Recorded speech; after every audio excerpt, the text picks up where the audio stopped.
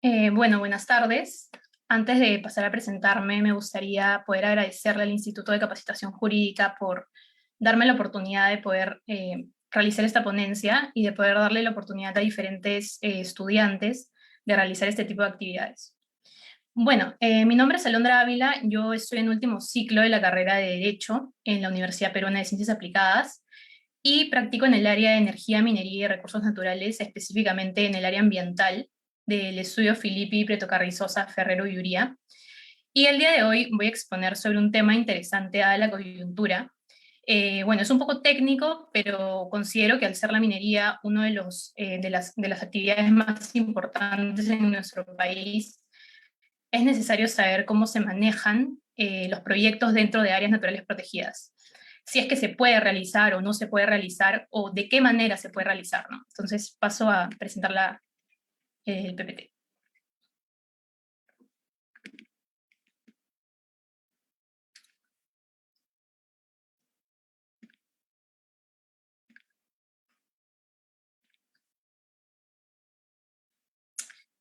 Bueno, como comenté, mi tema es el desarrollo de proyectos mineros en áreas naturales protegidas. El contenido que veremos a través de la exposición será primero la definición, la importancia y el objetivo de las áreas naturales protegidas. Luego pasaremos a hablar de la administración o cómo se da la administración de las áreas naturales.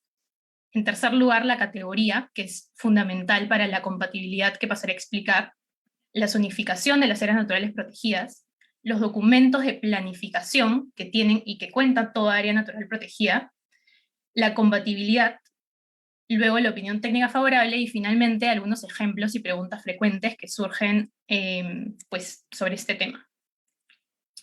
¿Cuál es la definición de un área natural protegida?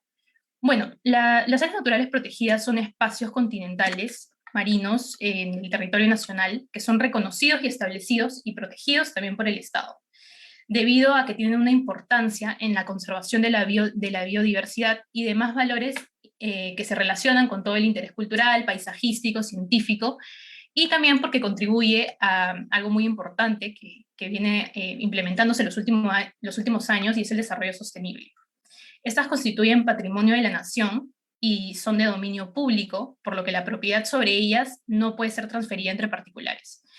Su uso puede ser regulado porque, como comentaré a través de la exposición, no en todas las áreas naturales se puede realizar el aprovechamiento de recursos naturales, pero en las que sí se puede realizar, tiene que cumplirse con ciertos requisitos y tiene que hacerse ciertos análisis. Bueno, ¿cuál es la importancia de un área natural protegida o por qué es que se tiene que establecer un área natural protegida? ¿O de dónde nace esa importancia? El Perú figura en uno de los 10 países con mayor diversidad biológica del planeta, dada su riqueza en todo tipo de especies, de flora, fauna, en ecosistemas continentales y marítimos. Y debido a ello, más del territorio nacional, del 18% del territorio nacional, como podemos observar en la diapositiva, está conformado por áreas naturales protegidas. Incluso, pues el artículo 68 de nuestra Constitución establece que el Estado se encuentra obligado a promover la conservación de la diversidad biológica y de las áreas naturales protegidas. Si yo pudiera definir con una palabra la importancia o el objetivo principal de una área natural protegida, sería la conservación. O sea, el punto principal es la conservación del área natural, como menciona también nuestra Constitución. Cada área natural protegida tiene diferente objetivo. No siempre tienen los mismos objetivos, pero en general todas cuentan con, con los mismos objetivos en general sobre evitar la extinción de las especies, mantener y manejar los recursos de flora silvestre, restaurar ecosistemas deteriorados, por ejemplo, animales en peligro de extinción, mantener muestras de la comunidad natural y paisajes, y también asegurar la continuidad de los procesos ecológicos y evolutivos. Como les había comentado, no en todas áreas naturales protegidas se pueden realizar actividades, pero primero voy a caracterizarlas por su administración, porque se dividen en tres. Primero tenemos las áreas naturales protegidas que conforman el SINAMPE, las áreas de administración regional, denominadas áreas de conservación regional, Y en tercer lugar, las áreas de conservación privadas. Las áreas de administración, las primeras, las del SINAMPE, al igual que las segundas, las de conservación regional, se establecen mediante decreto supremo. Las últimas, las de áreas de conservación privadas, sí son establecidas mediante resolución ministerial. Sobre la primera, sobre las del SINAMPE, cabe mencionar que, bueno, este sistema, el SINAMPE es un sistema, uno de los 5 sistemas más importantes, tienen o buscan contribuir al desarrollo sostenible por medio de la conservación. El ente rector de este sistema es el Servicio Nacional de Áreas Naturales Protegidas, el CERNAM, y bueno, este se encuentra adscrito al MINAM.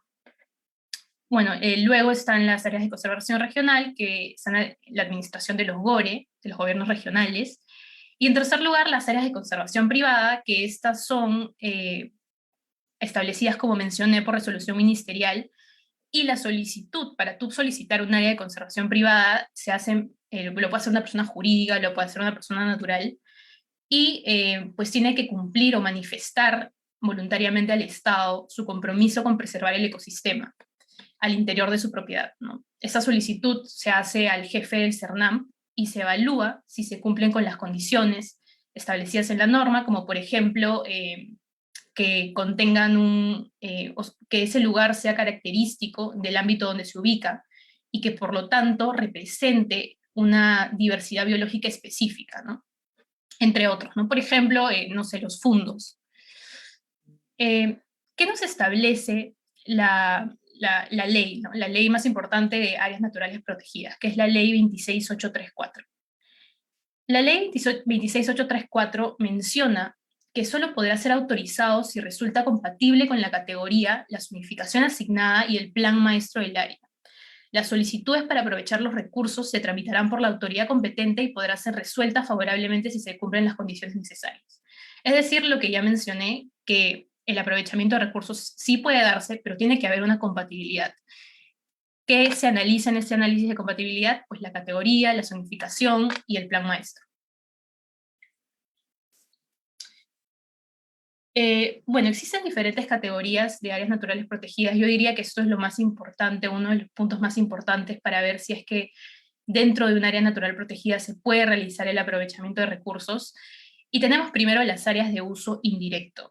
En las áreas de uso indirecto se permite la investigación científica, no manipulativa, y la recreación del turismo.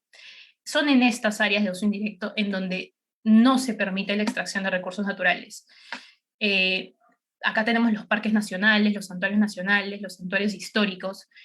Por lo tanto, si al momento de que yo solicito, por ejemplo, un petitorio minero, no va a poderse, no me van a poder otorgar el título habilitante, ya que si es que este se superpone en su totalidad a un área de uso indirecto, ¿no? Por ejemplo, tenemos la más conocida, Machu Picchu. Luego tenemos las áreas de uso directo. Las áreas de uso directo es en donde sí se va a permitir el aprovechamiento o extracción de recursos naturales, y estas son las reservas paisajísticas, los refugios de vida silvestre, reservas nacionales, entre otros.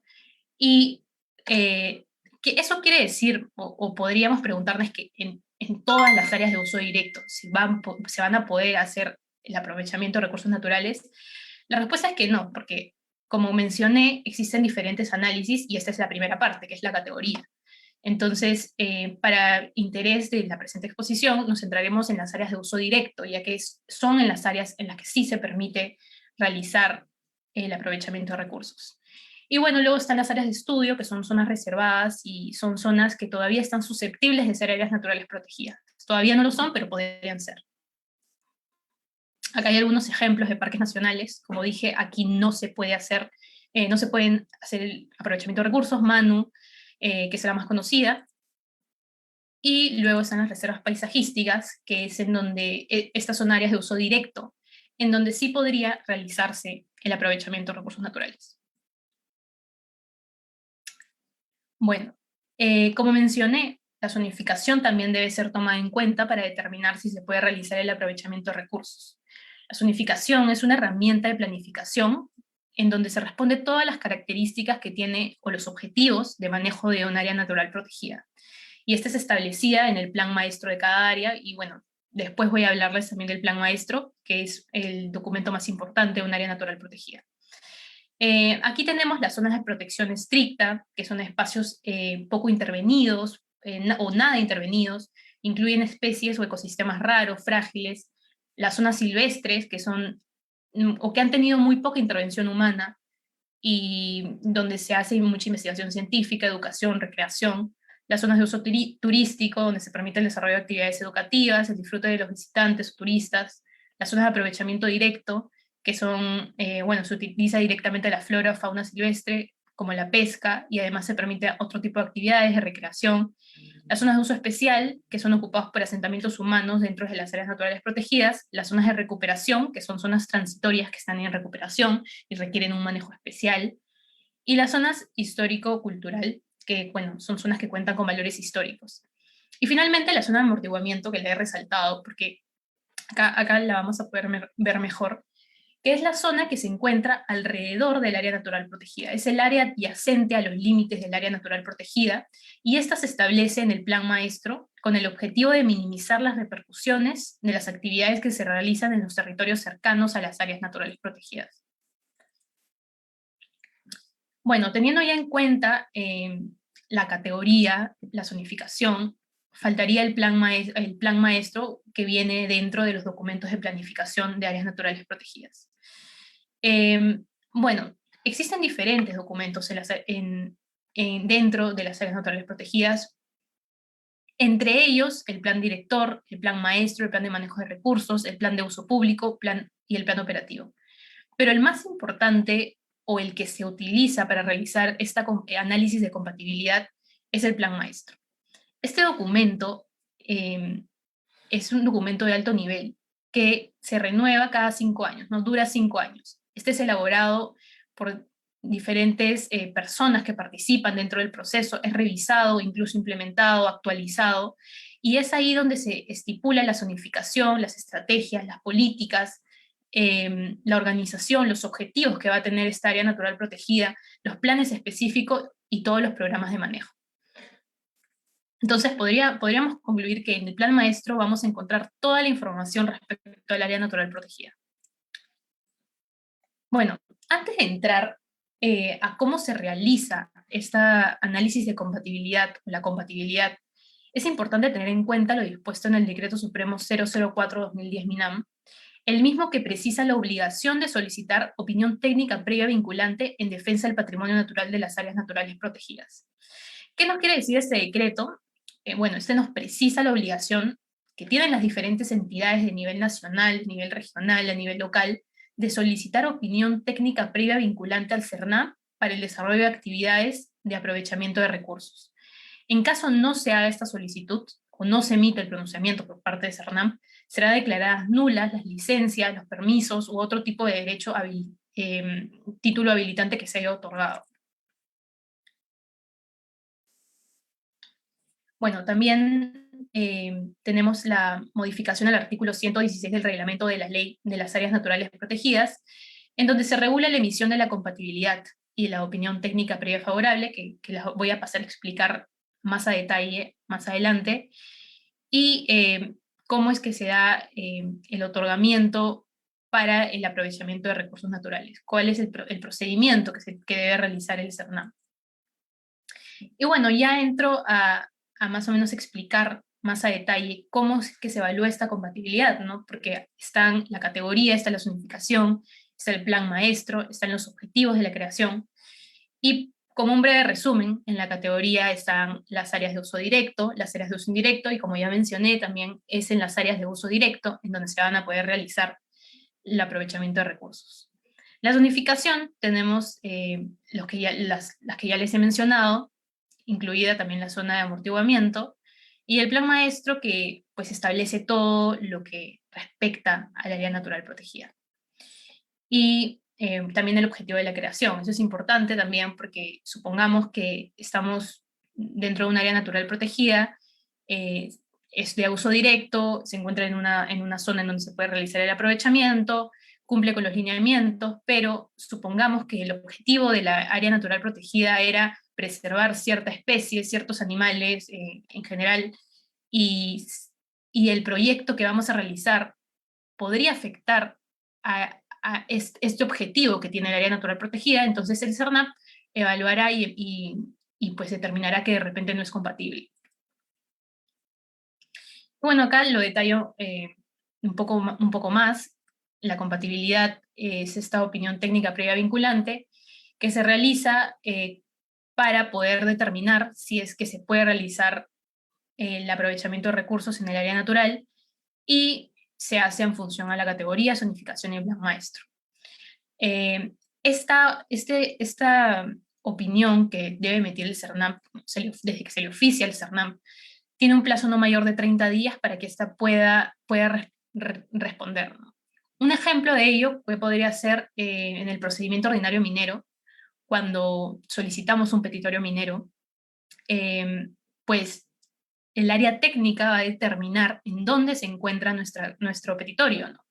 En caso se determine que nuestro petitorio se encuentra un poco superpuesto a un área natural protegida, pues se oficiará al CERNAP para que éste emita la compatibilidad y determine efectivamente si es que se puede realizar pues actividades o se puede otorgar el título habilitante. Y bueno, luego tenemos la opinión técnica previa favorable, que es una opinión técnica previa vinculante, que consiste en una evaluación del contenido del instrumento de gestión ambiental correspondiente a una actividad, obra o proyecto específico a realizarse al interior de las áreas naturales protegidas. Bueno, aquí mencioné el instrumento de gestión ambiental porque son en los instrumentos de gestión ambiental en los que efectivamente se va a evaluar, porque todo proyecto minero o requiere, todo proyecto de exploración, explotación requiere un instrumento de gestión ambiental, y en caso se encuentre dentro de un área natural protegida, se oficiará y este emitirá su opinión técnica previa vinculante. Aquí puse el ejemplo, la aprobación de un estudio de impacto ambiental semidetallado en exploración minera dentro de un área natural protegida. ¿Qué nos dice el reglamento ambiental para las actividades de exploración minera? Como mencioné, que la aprobación de los estudios ambientales de actividades de exploración minera que vayan a realizarse al interior de un área natural protegida que forma parte del SINAMPE o dentro de su zona de amortiguamiento está sujeta a esta opinión, que estará emitida por, bueno, ahora es el CERNAM. Y bueno, acá pongo algunos ejemplos para poder explicar mejor cómo es que se realiza o cuál es el criterio del CERNAM para poder otorgar una opinión, ¿no? Una opinión compatible o no compatible. Por ejemplo, acá tenemos el petitorio minero Cruz Pata del 2017. Esta es una solicitud de petitorio minero que se hizo al INJAMET, que estaba superpuesto a la zona de amortiguamiento de la Reserva Nacional de Junín. Bueno, como dije, en las reservas nacionales sí se permite el aprovechamiento comercial de los recursos naturales siempre que haya una opinión compatible. Entonces, aquí se determinó que a pesar, o sea, sí podría, era una área directa, no era compatible con la zona, no era compatible con la zona de amortiguamiento porque contravenía el plan maestro y también contravenía los objetivos de la creación de la área natural protegida. Entonces, en la resolución, pues se estableció eso, ¿no? En el oficio. En el oficio se estableció que pues no era compatible. Luego tenemos otro ejemplo, que es la concesión minera Yaguar, Mayo. Esta se formuló en el 2016 con 1000 hectáreas y estaba superpuesto parcialmente, es decir, no estaba en su totalidad dentro del área natural protegida, sino superpuesto al Santuario Nacional Huayllay. Esta fue opinión técnica desfavorable. Pero, ¿qué pasa aquí? Es interesante ver que al ser desfavorable, igual se otorgó la concesión, ¿no? O sea, porque ya no es un petitorio minero, es una concesión minera. Pero ¿por qué? Simplemente como estaba superpuesto, no en su totalidad, sino en 76 hectáreas, pues se quitó o se eliminó esas hectáreas, no nos otorgaron esas hectáreas, ¿no? Se otorgó el título de concesión, pero en esa área no se puede realizar la actividad. Luego, finalmente, otro ejemplo es la concesión Papaburros, que estaba superpuesta a la zona de amortiguamiento de la Reserva Nacional Paracas. Cabe mencionar que en esta reserva sí se permite, porque al ser una reserva nacional sí se permite la extracción de recursos naturales, y se evaluó la compatibilidad y se determinó que sí era compatible. Muy simple, ¿no? Simplemente se otorgó la concesión porque sí era compatible en general con el proyecto, bueno, el título habilitante con el área natural protegida. Y bueno, acá hay otro ejemplo, ya no en el procedimiento ordinario minero, sino esto ya es un proyecto, es decir, ya se otorgaron las concesiones y ya se va a realizar un proyecto específico, ¿no? Este proyecto se llama Ampliación Santa María, de la empresa Compañía Minera Poderosa, y se encuentra ubicado en la zona de amortiguamiento del Parque Nacional del Río Abiseo en Patás, en La Libertad. Ahí en el mapa podemos ver que lo verde, un poco más oscuro, es el Parque Nacional, y lo verde un poquito más claro es la zona de amortiguamiento, ¿no? Entonces, en esa zona es donde se estaba realizando la ampliación del proyecto minero, y no hay ningún conflicto más que, pues ahorita están en etapa de construcción, bueno, están en etapa de construcción, y todavía no empiezan operaciones, pero eso nos confirma efectivamente de que pues sí existen en la actualidad ciertos proyectos mineros que se están llevando a cabo dentro de áreas naturales protegidas o de su zona de amortiguamiento. Bueno, estas son algunas preguntas frecuentes respecto a las áreas naturales protegidas, respecto a toda la exposición, ¿no? ¿Qué sucede si el estudio ambiental de mi proyecto minero dentro de un área natural protegida o o en su zona de amortiguamiento fue aprobado sin contar con la opinión técnica de CERNAP, ¿no? ¿Qué pasa si es que CERNAP no ofició, no tuvo respuesta? Bueno, como mencioné también, serán nulas todo tipo de licencia, todo tipo de permiso u otro título o derecho habilitante que se realice al interior de un área natural protegida y que no cuente con opinión técnica previa vinculante. Por lo tanto, muy sencillo, simplemente no, son nulos. ¿Y existe infracción o sanción si realiza una actividad minera en un área natural protegida? Pues sí, eso también es muy sencillo, el delito de minería ilegal, porque no está permitido realizar actividades mineras en un área, en una zona en la que está terminantemente prohibido, y peor aún sin contar con ninguna opinión, ¿no?, de CERNAM. Entonces estaría incurriendo en el delito de minería ilegal. Y finalmente, ya para concluir, una de las últimas preguntas: ¿existe sanción o infracción si yo, por ejemplo, CERNAM ha oficiado, ha dicho que es compatible, pero que igual debo tener ciertos cuidados, debo cumplir ciertos requisitos, etcétera? ¿Qué pasa si yo incumplo, no? Si yo incumplo con ello, con lo que me ha indicado CERNAM. Pues aquí se establece, hay una directiva que establece que se emitirá un informe de la autoridad ambiental antiinfracción de la normativa en caso en las áreas naturales protegidas, ¿no? Entonces sí, efectivamente, existe existe ciertas sanciones o infracciones que se pueden imponer si es que uno no cumple, ¿no? Si es que uno, a pesar de que se te ha otorgado la compatibilidad, tú debes cumplir con ciertas cosas si es que CERNAP te lo indica. Entonces, sí, efectivamente se pueden caer en ciertas sanciones, y eso ya depende de los jefes de las áreas naturales protegidas o los directores de emitir este informe. Y bueno, eso es todo en sí de la exposición. Muchas gracias por su atención.